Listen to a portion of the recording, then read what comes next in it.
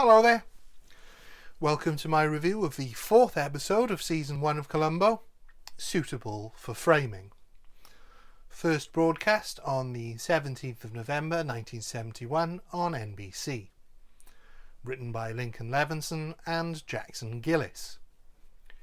Gillis was born on August the 21st, 1916 in Washington. He studied English at Stanford and graduated in 1938, briefly working in England before returning to the States to become an actor, where he performed with Gregory Peck and received a postcard from George Bernard Shaw critiquing part of his performance. He worked as an intelligence officer in the Pacific during World War II, before becoming a writer for radio. He transitioned to television in the 50s, writing everything from Superman to Lassie to Perry Mason to, of course, Columbo, which he wrote for on 11 occasions. He retired in the 1990s and died of pneumonia in 2010 at the age of 93. The episode was directed by Hy Averback. Hyman Jack Averback was born October 21st, 1920 in Minnesota. He studied acting at the Edward Clark Academy Theatre in California and became a radio announcer in Beverly Hills before entertaining the troops in the Pacific on Forces Radio during World War II. After the war, he became the radio announcer for Jack Paar and Bob Hope, as well as acting on Jack Benny's radio show. On television, he appeared in comedies such as I Love Lucy, before transitioning into directing. His directing credits in television are numerous, including The Rockford Files, Murder, She Wrote, The Dukes of Hazzard, MASH, and all 3 Mystery Wheel shows, Macmillan and Wife, MacLeod, and of course Columbo, which he directed on 2 occasions. He died in 1997 and he was 76. The episode opens outside a large house with piano music playing over the scene. A man sits at the piano with his back to us. Another man walks in and we see him shoot the man at the piano. It then quick cuts between paintings on the dead man's walls, combined with some jarring musical stings. The shooter retrieves an electric blanket which he covers the body with and then trashes the room, the paintings being the only witnesses. He makes a weak attempt to damage the lock to the patio doors with a screwdriver, then admires the paintings before removing some of them from their frames. He also packs up 2 pastel sketches in brown paper. These appear to be the only things he's interested in. This whole opening scene is done really well, completely silently, and yet we know exactly what is going on, even if we don't yet know why.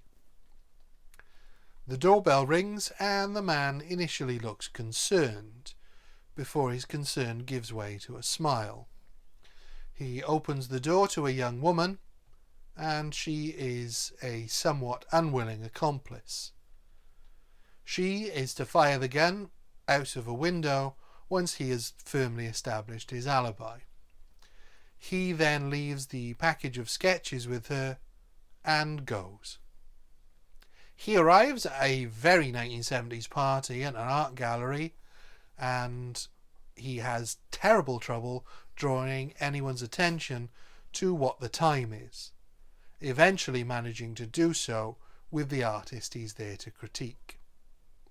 He's Dale Kingston, the renowned art critic, and he's played by Ross Martin. Martin was born Martin Rosenblatt on March the 22nd, 1920 in Grodek, Poland, now Horodok, Ukraine. He moved with his family to New York as an infant and spoke Polish, Yiddish and some Russian before learning English. He would also go on to learn French, Spanish and Italian. Despite having a degree in law, he pursued a career in acting, first as part of a comedy double act with Bernie West, before going solo in radio, film, television and on the stage. After a series of guest spots and cameos in film and television, he landed a regular role on The Wild Wild West as Master of Disguise and Inventions Artemus Gordon, alongside Robert Conrad. That series ran for 4 years, after which he returned to one-off appearances until his death from a heart attack in 1981. He was 61. While Dale cements his alibi, his accomplice awaits the arrival of the estate security patrol on their regular hourly patrol before she fires the gun and flees out of the house. The security guard enters the premises and discovers the body, now clear of the electric blanket, but still warm enough to be convincing as a fresh corpse. It's an interesting idea that I'm not sure is true, but it is believable. Certainly believable enough to seem true. With the seemingly perfect murder set up, it's time for Columbo to make his entrance. He's on the scene with a team of police, one of whom is questioning the housekeeper. The housekeeper was on his regular night off, and the victim is Mr. Mathews, a divorcee. The housekeeper berates Columbo for trying to light his cigar around the paintings, and the coroner confirms the death was very recent. Dale arrives at the scene and okays the police to dust for prints on the paintings, and the housekeeper tells Columbo that Dale is Mr. Mathews' only living relative. Columbo asks Dale some insignificant details about the paintings. He then reveals the purpose of these questions. He asks why the thief would go after the paintings by less well-known artists first, rather than the more famous paintings. Columbo shows the empty frames and Dale pretends to be devastated. They are by Degas. Columbo again wonders why the thief picked those 2 sketches specifically, as unless they were an art expert, they wouldn't have looked anything special. The 2 go to the broken patio doors, and Columbo finds it odd that the alarm didn't go off and that the burglar went for the doors rather than a window. He then has a female officer recreate the burglar fleeing, and is able to confirm with the security guard that it was indeed a woman that the security guard heard leaving. He's already pieced together most of the larger details of this scene, including the fact that it must have been more than one person, and there must have been someone on the inside. He probes further, and it's pretty clear he suspects Dale by this point, as he offers to put a tap on Dale's phone just in case the thief tries to ransom the missing paintings. He might have an idea how and who committed the murder, but he's now fishing for exactly why. This is probably the cleverest and most subtle we've seen Columbo so far. Dale's accomplice attempts to call him, but he's not at his own home. She is an aspiring artist, Tracy. She's played by Rosanna Huffman, Richard Levinson's wife, and an actor in her own right. Huffman was born on August 12, 1938 in Pennsylvania, and she appeared in many film and TV shows, including other shows her husband co-created. This marks the first of 2 appearances in Columbo for her, and her last on-screen appearance was in the year 2000 in an episode of ER. Huffman died of pancreatic cancer in 2016. She was 77. Columbo next visits the gallery to check on Dale's alibi. The gallery owner isn't sure, so checks with the artist, who is in the middle of painting a nude model. This leads to a very funny scene where Columbo hasn't got a clue where to look. It's in these situations I feel that the real Columbo comes out, as he is incredibly bashful around anything to do with female sexuality. He fumbles his way through his interview of the artist, who is also not completely sure of what time Dale arrived, before leaving the room much to his relief. It's a fun peek behind the curtain of who Columbo is, behind all the facades he presents to the murderers he meets. He gets confirmation of Dale's arrival finally from the valet, who distinctly remembers Dale, as he had lost a cufflink which the valet helped him find, including looking in the trunk of the car, and he was tipped extra for the help, clearly to make sure he stood out and was remembered, which Columbo is on to right away. Columbo then begins to ingratiate or possibly just annoy Dale in order to unpick his alibi. Dale makes a classic Columbo murderer mistake and tells Columbo that were it not for his perfect alibi, he would be the number one suspect. Columbo also questions why Dale was at the gallery party for an artist who clearly wasn't very talented. Then manages to persuade Dale into giving him the key to Dale's apartment to borrow some books. Here we see another classic murderer mistake. In his arrogance, he has failed to notice that Columbo is not a complete novice when it comes to art, despite pretending to be. And also a trait we identified in the first episode of overcompensating by being too nice. Had he been innocent, he would have told Columbo that of course he can't go to his apartment without him, even if he is a policeman. But Dale is so determined to let Columbo see he has nothing to hide. In the places he hasn't hidden anything, he lets Columbo do something no innocent person would. With Columbo gone, Dale meets up with Tracy to retrieve the gun and the paintings. He also ties up a loose end by killing her and running her car off a cliff to look like an accident. This episode has similar beats as Murder by the Book, but with a slightly more organised and way more calculating murderer. He will be harder to catch than Ken Franklin.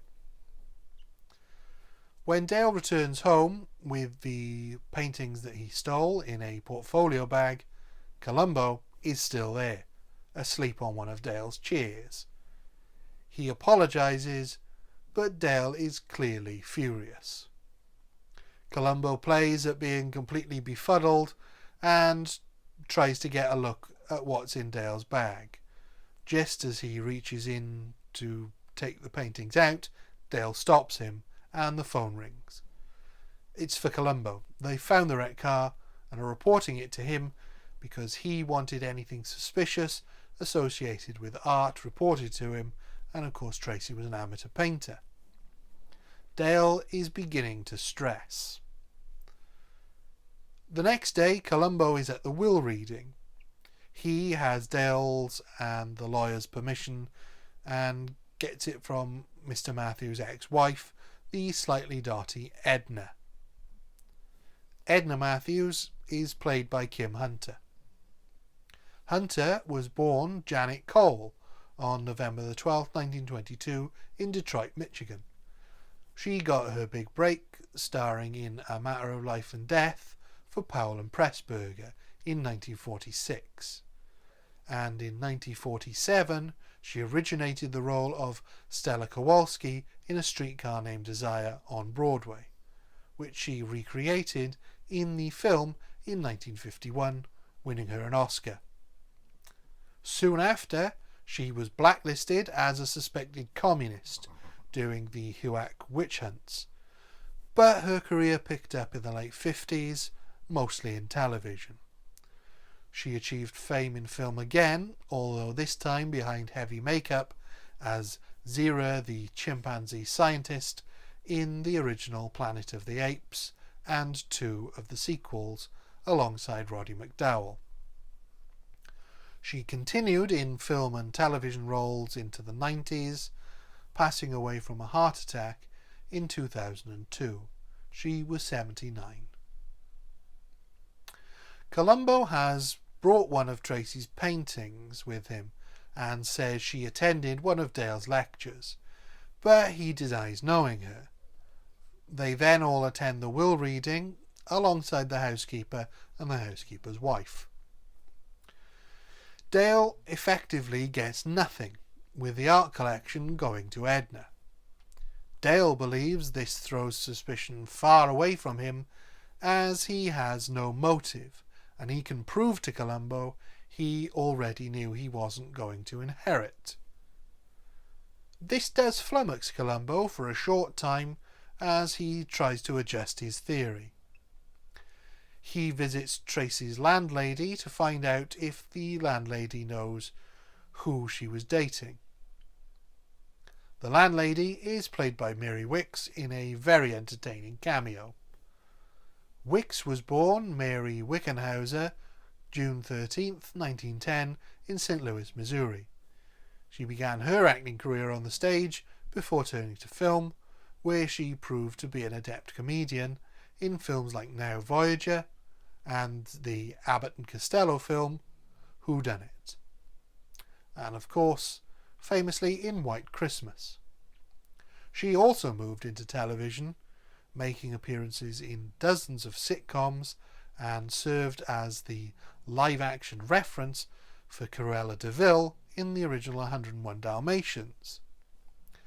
In later life she was a regular on the Father Dowling's Mysteries and made a memorable impression as Sister Mary Lazarus in Sister Act and its sequel.